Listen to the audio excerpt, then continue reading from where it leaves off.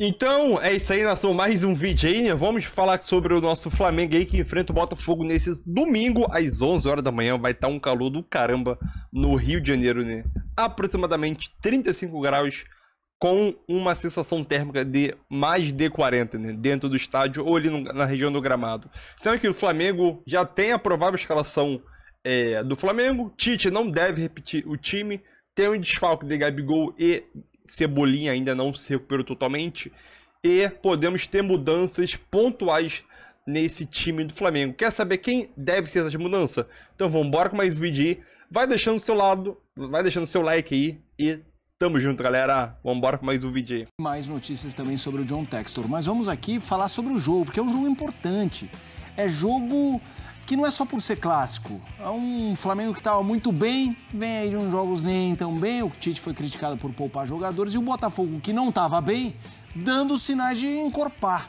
Como é que você está esperando esse jogo em função também dos momentos dos dois times? Pois é, assim como o jogo entre Flamengo e Palmeiras, por coincidência com a presença do Flamengo, esse Botafogo e Flamengo e Botafogo, este clássico carioca do Campeonato Brasileiro, é mais uma partida mal colocada na tabela pelos organizadores do Campeonato Brasileiro de Futebol, por causa da participação desses dois clubes em Copa Libertadores, o jogo às 11 da manhã.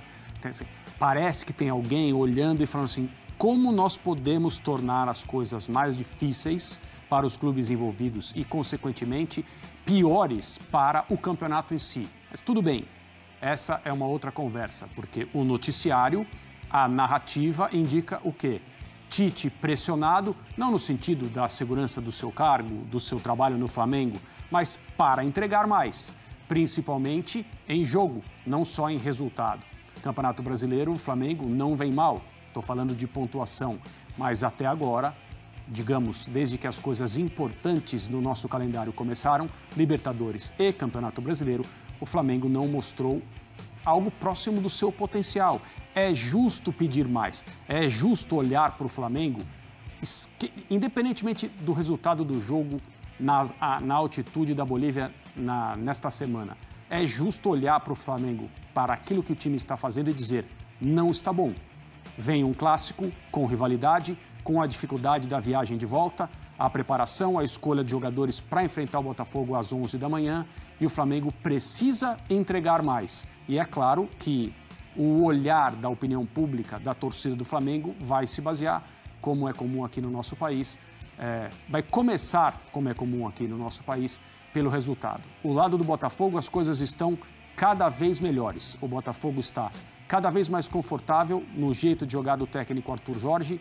Sim, perdeu uma figura muito importante que é o Tiquinho, mas o elenco oferece opções para, número 1, continuar jogando da maneira que vem fazendo, com o mesmo desenho, independentemente dos jogadores em campo, e continuar atacando. O Botafogo tem jogado um futebol ofensivo que já produziu resultados tanto no Brasileirão quanto na Libertadores, e eu não acredito que contra o Flamengo, por causa da importância da ocasião e a força do adversário, o técnico português que comanda hoje o Botafogo vai mudar de ideia em relação ao que ele está convicto de que deve fazer no comando do time. Um dos assuntos da reportagem foi mencionado o árbitro Rafael Claus. O Botafogo fez ali um protesto. Sim. Claus vai para o jogo. Queria que você falasse sobre essa efervescência em relação à arbitragem na partida Flamengo-Botafogo. De maneira bem simples, Felipe, eu vou falar do Claus e vou falar sobre essa questão de uma maneira um pouco mais ampla. Sobre o Claus. As denúncias do senhor John Textor, dono da SAF do Botafogo, até agora não têm consistência alguma. Absolutamente nenhuma.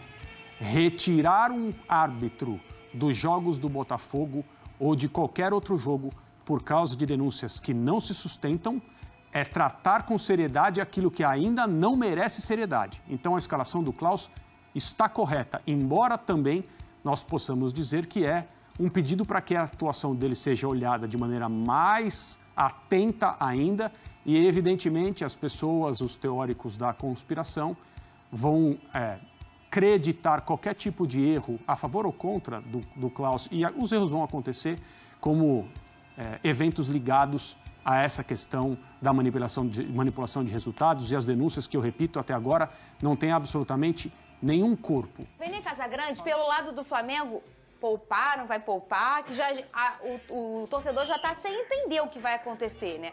Mas a gente acredita que vem com o time completo, eu né? brinco aqui, mas fica sempre o receio, porque Sério? alguém que viajou pode ser poupado. É verdade. Porque o Tite a todo momento está dizendo que ele está se baseando... Olha só, gente, eu não estou menosprezando a ciência. A minha grande questão aqui é o planejamento do Flamengo, que eu acho que foi errado. Bem errado, porque era um jogo extremamente importante, levando em consideração a fase de grupos da Libertadores. Mas se a gente for parar e analisar, vários jogadores que viajaram estão desgastados. O Fabrício Bruno, por exemplo, é mais um. Em um recente estudo aí, foi comprovado que nos últimos 12 meses, ele é um dos jogadores que mais atuou em minutagem no mundo inteiro. Então, se a gente for parar e analisar, não é nenhum exagero dizer que ele pode ser poupado, porque se o preparador físico do Tite apresentar algum artigo para ele dizendo que o Fabrício Bruno pode ser poupado, ele vai ser poupado. Agora, os jogadores que ficaram aqui... Você tá rindo, mas é sério. Não, ele não tá rindo, ele respirou, mas... Tá vendo como sério? você tá Não, com Vini, isso aí é... perseguição? Isso é artigo, Tô voltando ainda, o cara mostrou o artigo, ele leu o artigo lá. Agora, os jogadores que ficaram no Rio de Janeiro, com todo respeito, aí tem que entrar em campo, porque ele poupou priorizando esse duelo. Ou eu tô falando alguma mentira? Não, A partir do momento que ele não coloca o Pedro em um tempo contra o Palmeiras e o Pedro nem viaja, por exemplo, o Pedro tem obrigação de entrar em campo contra o Botafogo. E eu vou além. A obrigação do Flamengo é jogar melhor que o Botafogo, porque priorizou esse duelo. O Botafogo vem de uma sequência dura e eu duvido que, por exemplo, o Arthur Jorge vai poupar, por exemplo, o Júnior Santos. Vai poupar? Tem uma sequência de jogos aí. Vai poupar o Eduardo? Porque hoje é o único jogador que pode atuar na posição do Tiquinho Soares? É óbvio que não. Então, agora, dos jogadores que viajaram para a Bolívia, não sei. Vai que o preparador físico vira para o Tite e fala, ó, é melhor poupar esse jogador aqui. E olha que a gente percebe que o Arthur já falou em coletivo em relação ao calendário, a questão da preocupação da minutagem, enfim. Ou seja, é um cara que já está antenado nisso e que dá uma certa até rodagem aí no Botafogo. Tudo bem que há uma diferença grande, porque é um treinador que chega e está experimentando também, né? Muito além de, ele está poupando para um jogo ou não, ele também está experimentando. Mas, independentemente disso, a gente entende que, pelo lado do Botafogo, o time vem com aquilo que se entende que é o time. Claro, com aquelas dúvidas. Danilo ou Gregory, Tietê ou Marlon, enfim, várias combinações que ele encontra ali no meio de campo, né? Sim. Agora, na zaga, na lateral também, a gente não sabe se ele entra com o Barbosa, se ele entra com o Pablo. Lá na frente, o que a gente entende é que o Eduardo deve ser o substituto do Tiquinho Soares, né? E entrou muito bem na última partida, tanto é que fez 2 gols, já fez essa função de falso 9 em outras oportunidades. Você tem a chance ali de colocar o Júnior Santos também preenchendo bastante aquele espaço do centroavante, mas a verdade é que a melhor característica do Júnior Santos é jogar sem ter uma posição fixa, porque ele consegue povoar o meio-campo inteiro. Eu vou falar novamente aqui, o Júnior Santos é um dos melhores jogadores do futebol brasileiro, eu não tenho dúvida nessa temporada, é um dos 5 melhores, por tudo que ele vem fazendo com a camisa do Botafogo. Então, óbvio que você perder o Tiquinho é muito ruim, mas o Eduardo também está adaptado a esse sistema, está adaptado aos seus companheiros. A grande dúvida do Botafogo é em relação ao meio. O que me espanta também, como eu falei aqui sobre o Flamengo, e o Botafogo também está nessa toada, é você começar uma fase de campeonato aí que é importante, Campeonato Brasileiro e Libertadores, e mais uma vez o calendário do futebol brasileiro massacra esses elencos. Hoje o Arthur Jorge chega no Flamengo com mais de 20 jogos, o próprio Tite chega no Flamengo no momento de início de Campeonato Brasileiro, numa fase de grupos ainda de Libertadores, com mais de 20 jogos nas costas, e isso tudo é culpa do calendário do futebol brasileiro, que tem vários e vários jogos de estaduais, muitos jogos que nem tem tanto apelo assim, e mais uma vez a gente vê nas principais competições essas equipes sofrendo. Eu brinco aqui em relação à ciência, mas eu respeito demais, eu acho que tem que seguir sim, porque isso é uma evolução no futebol, mas tem coisa que não dá para concordar, como a gente já falou aqui, desde antes do Flamengo perder pro próprio time lá na altitude. Para mim, o Flamengo errou muito no planejamento desde o Campeonato Carioca, porque não se prioriza Campeonato Carioca quando você tem 3-0, tendo Libertadores, mesmo o jogo sendo no meio. O Flamengo só está na situação que está hoje em relação ao grupo, porque desde a primeira partida poupou o time. E vamos ver aqui, Vene, eu ainda tô me acostumando como é ser rica. Eu nunca fui, né? Todo ano negócio de briga para não cair, depois... Não, ano passado você brigou pelo título. Então, mas olha esse ano de novo. A gente tá falando, Vene, tudo bem, o campeonato tá começando, mas vamos uma brincadeira, mais uma fala séria. Põe na tela aí a tabela. A gente tá falando de um clássico regional e olha que bacana. De um Flamengo e Botafogo brigando por posições nas cabeças, Vene Casagrande. Depois de muito tempo, há quanto tempo a gente não vê o futebol do Rio de Janeiro? O Flu tá passando por um momento difícil, mas também é um time que tem elenco para logo mais estar brigando aqui em cima, né? A gente brinca com o Botafogo, há muito meme em relação a como foi o desfecho do ano passado, e tá tudo bem, é o futebol, mas a gente não pode esquecer que, independentemente do que aconteceu, foi um Botafogo que brigou pelo título. A gente não tá falando de um Botafogo que estava ali por sorte, porque o Botafogo tem sim uma folha salarial, um investimento muito alto para estar aqui. Não é, aconteceu um cometa. Não, ele tem investimento e elenco, assim como tem o Flamengo e assim como tem esse cara aqui, ó. Inclusive, o jogador mais caro da história do futebol brasileiro é do Botafogo, é o Luiz Henrique. Assim como esse cara aqui, ó. Mais uma vez ele vai ficar nas cabeças, que é o Bragantino. Não tem uma folha salarial baixa. O pessoal acha, ai, que bonitinho o Bragantino. O Bragantino investe pra estar aqui. Inauguraram um baita de um CT, inclusive, agora. O Bragantino. Exatamente. A gente vai ver o Bragantino aí, ou nas outras competições em que ele brigar, brigando pela taça. Então, Veneluí, a gente se encontrando de novo no Brasileiro, de novo no início, né? Porque no ano passado também o jogo do Flamengo no primeiro turno com o Luiz Castro foi também um jogo importante para o botafoguense entender, caraca, a gente tá brigando por alguma coisa, né? Não, e a expectativa é de um grande jogo, Fernanda Maia. Se a gente for para analisar, o Botafogo vem numa evolução muito grande com o Arthur Jorge, evoluindo bastante, jogadores entendendo o estilo de jogo do novo treinador alvinegro. E o Flamengo, querendo ou não, embora tenha oscilado aí no início da Copa Libertadores, embora tenha minha crítica aqui em relação ao planejamento, mas é um time que pode fazer um bom jogo. Então a gente pode esperar aí um grande clássico no Maracanã.